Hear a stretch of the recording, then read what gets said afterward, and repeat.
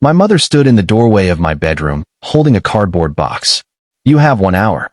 I stared at her, convinced I had misunderstood. 1 hour for what? She pointed toward my closet. "To pack your things." I gave a nervous laugh. "Mom, what are you talking about?" She didn't laugh. Her face was cold.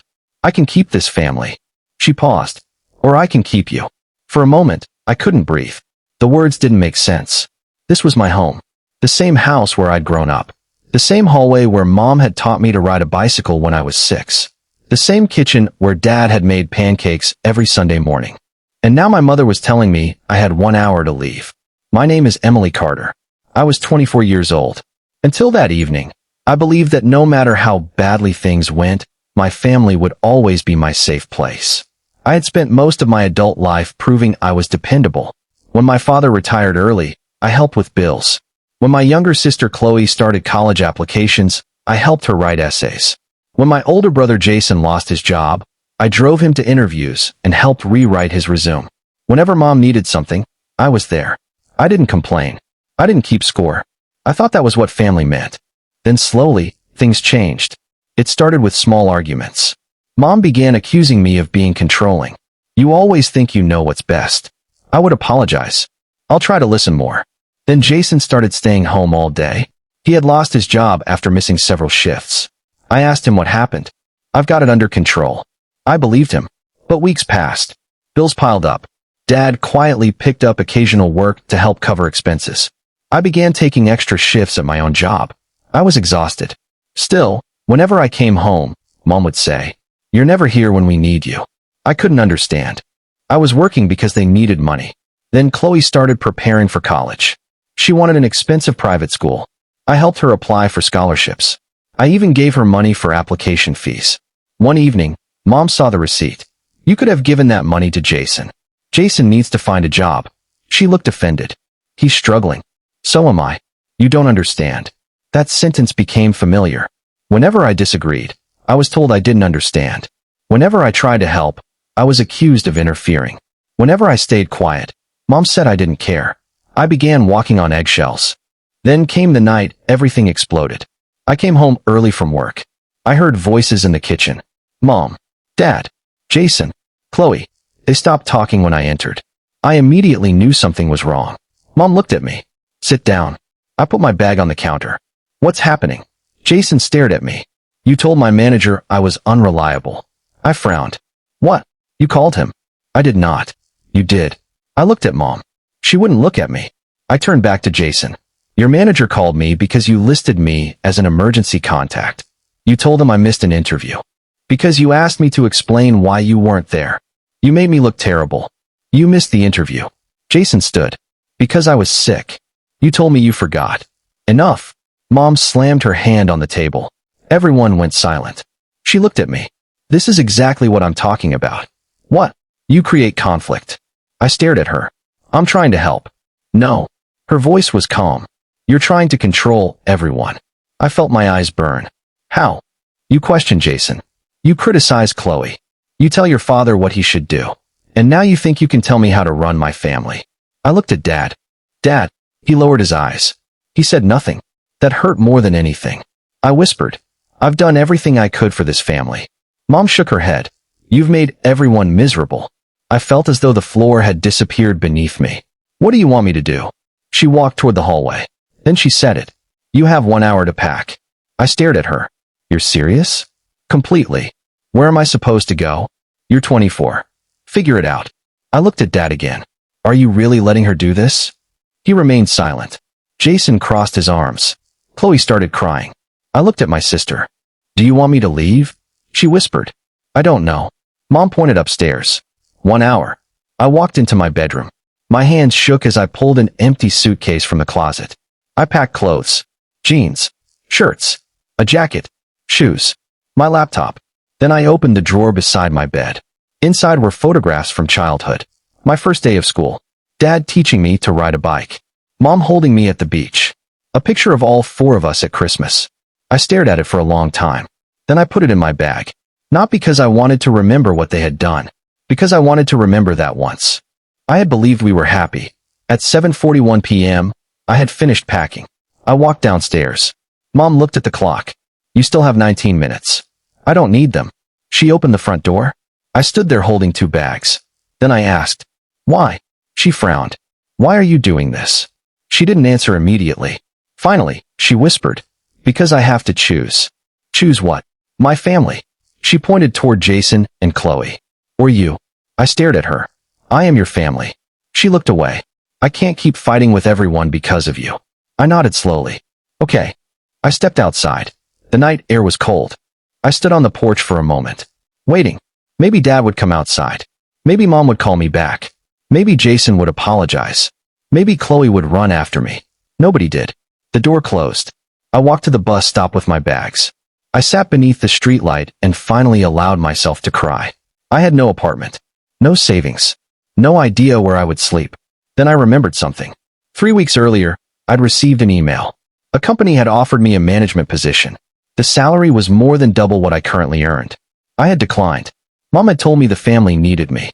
I opened my phone, found the email, found the contact number, and called. A woman answered. Human Resources. Hi. My name is Emily Carter. I'm calling about the management position. She paused. Ms. Carter? Yes. You turned it down. I know. Are you reconsidering? I looked back toward my childhood home. The lights were still on. Nobody was coming outside. I wiped my tears. Yes. Is the position still available? Actually, it is. When can you start? I took a breath. Monday. After the call ended, I sat quietly. For the first time that night, I felt something other than pain. Hope. I didn't know it yet, but that decision would change everything. Because 3 years later, the same woman who had given me 1 hour to pack would stand in the lobby of a company I helped build. And she would realize something she never expected. She hadn't thrown away the daughter who couldn't fit into her family. She had accidentally pushed away the one person who could have changed all their lives. Monday morning arrived before I was ready. I had spent the weekend sleeping on my friend Sarah's couch. I had told her only that my family and I had a fight. I couldn't bring myself to explain that my own mother had given me 1 hour to leave. Sarah didn't ask too many questions. She simply handed me a blanket and said, "You can stay as long as you need." That sentence meant more to me than she could ever know. On Monday, I walked into the office of Westbridge Solutions wearing the only professional suit I owned. My hands were shaking. A woman from Human Resources greeted me. Emily. I nodded. Welcome. The company was much larger than I expected. Glass walls. Hundreds of employees. Conference rooms filled with executives. I felt completely out of place. Then I met my new supervisor, Mr. Reynolds. He looked at my resume. You don't have much management experience. No. But your performance records are exceptional. I work hard. He smiled. I can see that. Then he handed me a folder. You're going to help us with the Harrington account. I opened it. The account was one of the company's biggest. What am I supposed to do? Find out why we're losing them. I spent the next 3 days studying reports. I noticed something nobody else had. The client wasn't unhappy with the company's service. They were unhappy with the billing system. A small error had caused dozens of invoices to be duplicated. I prepared a report. Mr. Reynolds read it. Then read it again. How did you find this? The numbers didn't match. He smiled. Fix it. Within 2 weeks, the company recovered the account. I received my first promotion. Then another. I discovered that I wasn't just good at working hard. I was good at solving problems. Within a year, I became a department manager. Within 2 years, I was promoted to regional director. And then Westbridge offered me something unexpected. A partnership. I accepted. I invested my savings. I worked harder than ever. And slowly, I became one of the company's key decision makers. But I never forgot where I had started. I still slept on Sarah's couch for several months. I saved every paycheck. I bought a small apartment. Then a house. I built an emergency fund. I paid off my debts. And most importantly, I stopped measuring my worth by whether my family approved of me. I hadn't spoken to my mother in nearly 3 years. Occasionally, Chloe sent messages. At first they were angry, then apologetic, then uncertain. Jason disappeared from the family entirely. My father called twice. I never answered. I wasn't punishing them. I was healing. Then one Tuesday morning, everything changed. My assistant rushed into my office. Emily. Yes. There's someone downstairs asking for you. Who? She hesitated. Your mother. My stomach dropped. I hadn't heard her voice in 3 years. What does she want? She says it's urgent. I stared at the window. For a moment, I considered telling security to escort her out. Then I said, "Send her up." The elevator doors opened. Mom stepped out. She looked older, tired, smaller somehow. She saw me. Her eyes widened. "Emily." I nodded. "Mom." She looked around my office. "You work here?" "I do." "You're..." She stopped. "What?" "You're a director." I smiled faintly. "Something like that." She sat down. "I need your help." The words were almost exactly what I expected. "What happened?" She looked embarrassed. "The house." "What about it?" "We're going to lose it." I stayed silent. "Jason borrowed money. Lots of it. He couldn't pay it back. Chloe dropped out of college. Dad's health isn't good. And the mortgage." She started crying. I handed her a tissue. "Why are you telling me?" She looked at me. "Because you're my daughter." I nodded. "I was your daughter 3 years ago too." Her face fell. "I know. You gave me 1 hour to pack." "I know. You told me you could keep the family or keep me." "I was wrong." "No." I shook my head. "You made a choice." She looked down. "I thought I was protecting everyone. You were protecting Jason. And Chloe. But not me." Tears rolled down her cheeks. "I regret it every day." I didn't know what to say. Finally, she whispered, "Can you help us?" I leaned back. 3 years earlier, I would have emptied my bank account. I would have borrowed money. I would have sacrificed my future. Because that's what I thought love meant. But I had learned something. Helping someone doesn't mean allowing them to destroy you. "I can help." She looked relieved. "But there are conditions." Her expression changed. "What conditions?" "Jason doesn't get money. Chloe doesn't get money. You don't get control of my finances. And nobody moves into my house." She nodded slowly. "What will you do?" "I'll help refinance the mortgage. I'll pay the urgent medical expenses for Dad. But that's it." She started crying again. "Thank you." I stood. "Mom." She looked at me. "I didn't leave because I stopped loving you. I left because you convinced me that loving you meant destroying myself." She lowered her head.